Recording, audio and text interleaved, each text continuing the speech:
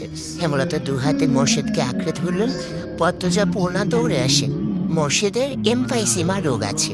এই রোগের অল্প চলাফেরাতেই শ্বাসকষ্ট উপক্রম হয় এবং দম ফুরিয়ে যায়।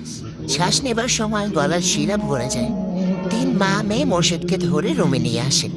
মোর্শেদ এভাবেই হুটহাট করে বাড়ি ফেরে, কখনো কাকডাকা ভোরে, কখনো নিশুতি রাতে, বা কখনো কাঠফাটা রোদে। মোর্শেদ মোড়লের এমফাইসিমা রোগটা ধরা পড়ে 7 বছর আগে। মোর্শেদের অ্যাজমা ছিল, আবার ধূমপানে খুবই আসক্ত ছিলেন। ফলে ফুসফুসের এই রোগটি খুব দ্রুত আক্রমণ করে বসে। মোর্শেদ খানিকটা সুস্থ হয়ে রাত 1টার দিকে ঘুমালেন। পূর্ণা প্রেমা রুমে গিয়ে শুয়ে পড়েছে। পদ্মজা বারান্দার রুমে ঝিম মেরে বসে আছেন। জানালার বাইরে চোখের দৃষ্টি, জ্যোৎস্না গলে পড়ছে। কি সুন্দর দৃশ্য।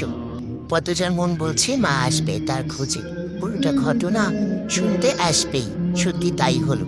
কিছুক্ষণ পরই হেমলতা আসলো। আম্মা, বাতিটা নিভিয়ে দাও, বলল পদ্মজা, কণ্ঠ খাদে নামানো। হেমলতা বাতি নিভিয়ে পদ্মজার পাশে বসেন। পদ্মজা তৈরি ছিল, তবুও অপ্রস্তুত হয়ে পড়ে। খুব অস্বস্তি হচ্ছে সেই গোপনে দীর্ঘশ্বাস ছাড়ল। পদ্মজা তখন চতুর্থ শ্রেণীর ছাত্রী, বয়স ছিল 10।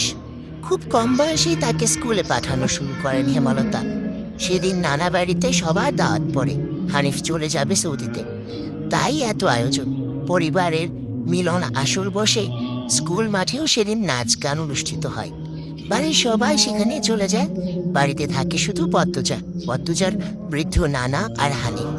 পদ্মজা ঘুমেছিল, তাই বাকিদের সাথে যেতে পারেনি। যখন ঘুম ভাঙে আবিষ্কার করলো বাড়িতে কেউ নেই। মোর্শেদ হঠাৎ করে অসুস্থ হওয়াতে হেমলতা বাপের বাড়িতে উপস্থিত